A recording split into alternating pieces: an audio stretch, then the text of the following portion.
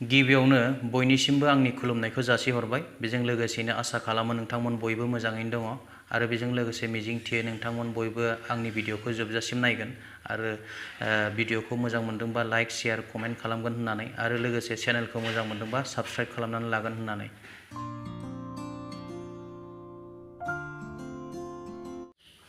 रांनि थाखाय मानसि हारिया एसेबां गाहायाव फैनो हागौ हयथ' गोबाङानो सानाखैबो जानो हागौमोन।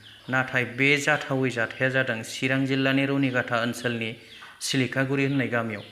बे जाथाया ओरैबायदि जादों, गावनि असे आंगो फिसाखौनो रांनि थाखाय गुबुननो फानहरदों। होमबा भिडिअखौ एसे नायदिनि। चिरांनि रौनिगाथा थानानि सिङाव थानाय सिलिखागुरि गामिनि हगम नार्जारि आरो बिजुलिखा नार्जारिया 6 दाननि गेजेरावनो सानै उन्दै गथ'सा फाननाय जाथाया सोराङाव फैदों। सानै उन्दै हौवासा हिनजावसा गथ' थासेयाव फिन गोरबोआव दंमोन बिजुलिखा नार्जारिनि देहायाव। रांखान्थियारि आंखालाव बेरामि फिसाज्लाखौ फाहामथाय होनो हायैयाव थांनाय 2022 मायथाइनि नभेम्बर दानाव 1.5 बोसोरनि हौवासा गथ'खौ 40,000 राङाव खुंग्रिं गामिनि अबिनाश नार्जारिनो फानहरदोंमोन। बेनि अनगायैबो सोलिफु बोसोरनि जुलाइ दानाव नैथि फिसाज्लाखौ जोनोम जानायनि 7 साननि उनावनो सनितपुर जिल्लानि दिखियाजुलिनि थागिबि निरन सरगयारिनि आखायाव 60,000 राङाव फानहरदोंमोन। बे जाथायखौ स्रोद सुलुं बिथाजों खौरां मोननानै रुनिगाथा थानानि असि बिप्लब कौरनि संदाननायजों गासै जाथाया सोराङाव फैयो। मिथिनो मोननाय बायदिब्ला गावनि फिसाखौ गुबुननि आखायाव फाननाय हगम नार्जारि आरो उन्दै गथ'सा बायग्रा अबिनाश नार्जारि आरो निरन सरगयारिखौ हमबाय पुलिसआ।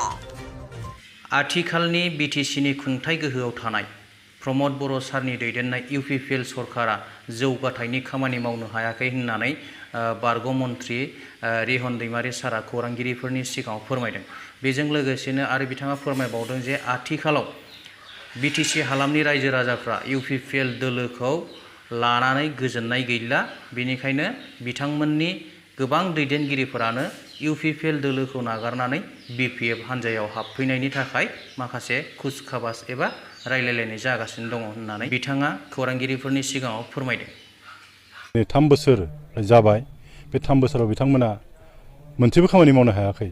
बेखौ इतिमध्ये बिटिसिनि रायजो राजाफ्रा नुबाय आरो बेखायनो बिथांमोननि सायाव मोनसे फोथायनाय गैयि जाबाय आरो माने बिटिआर रेकर्डआ जे एसे नंखाय बिथांमोना मावनो हायाखै आरो इयुनावबो मावनो हानाय नङा बेखौ नुखाजोब्बाय बिटिसि ओनसोलनि रायजो राजाफ्रा।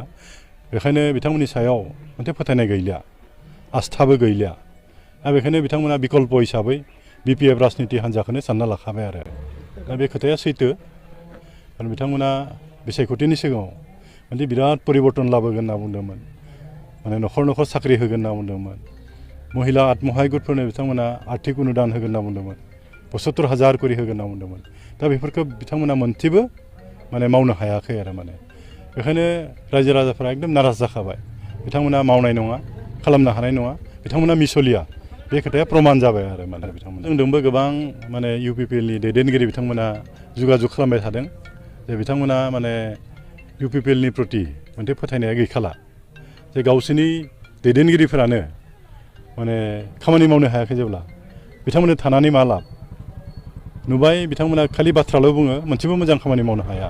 दा बेखायनो बिथांमोननि दैदेनगिरिफोराबो जोंजोंबो जगाजग खालामबाय थादों जे जोंनि UPPLनि लिडारफ्रा खामानि मावग्रा मानसि नङा, बिथांमोना मावनो हाया, थगायसुलासो बिसोरो। बेखायनो जों बिथांमोनजों थालिया, नोंथांमोनजों जों थागोन ओरै होननानै बिथांमोना बुंदों आरो। आसाम बिधान सभानि MLA हस्टेलखौ 15 थाला बानायनाय जासिगोन आरो बेयावहाय हेलिकप्टार लेन्ड खालामनो हानायनि थाखाय मोनसे सुबिदा हेलिपेड बानायसिगोन। बेखौ फोसावदों बिश्वजित दैमारि सारा। আমাৰ এটা বিল্ডিঙত এতিয়া অনলি 10টা তাত আমাৰ এটা বিল্ডিঙত 15 তালা বিল্ডিং হ'ব। 15 হ'লে 30 হ'ব, 60টা ফ্লেট হ'ব তাতে। গতিকে 60 ফ্লেটটো বহুত ডাঙৰ। এটা 10 ফ্লেট 10টা তাত ওপৰত হেলিপেডৰ ব্যৱস্থা কৰা হৈছে। बिटिसिआव आरो नैथि खेबनि थाखाय UPPL सरकारा फैफिनला। बे खोथाखौ आं बुङाखै, बे खोथाखौ बुंदों BPF कच राजबंशी सेलनि दैदेनगिरि बिथांमोनहा खौरांगिरिफोरनि सिगाङाव ओरैबायदि बुंदों जे नैथि खेबनि थाखाय UPPL सरकारा BTC आव फैफिननाय नंलिया बिथांमोननि खामानि मावनायखौ एबा सरकार सालायनायखौ रायजो राजाफ्रा गोजोननाय मोनाखै जायनि थाखाय दिनै गुबुन गुबुन दोलोनिफ्राय UPPL निफ्रायनो जा BJP निफ्रायनो जा माने BPF हान्जायाव ज'यै फैनानै जइन जाफैदों होननानै बिथांमोना फोरमायदों आरो लोगोसे बिथाङा आथिखालनि UPPL नि माखासे EM फोरनि मुंखौबो खारिनानै बिथांमोननि आखुथायनि सायावबो फोरमायदों बिदिब्ला भिडिअखौ एसे नायदिनि UPPL सरकार नेक्स्ट टाइम नाहे বিভিন্ন জাতি জনগোষ্ঠী ওলাই আহিছে যে UPPL উচ্ছেদ কৰিব লাগে UPPL सरकार বৰ্জন কৰিব লাগে BPF सरकार আকৌ আহিব লাগে ৰাইজ অতিষ্ঠ হৈছে আৰু হাগ্ৰামা মহিলাৰ ডাঙৰীয়া এজন মানে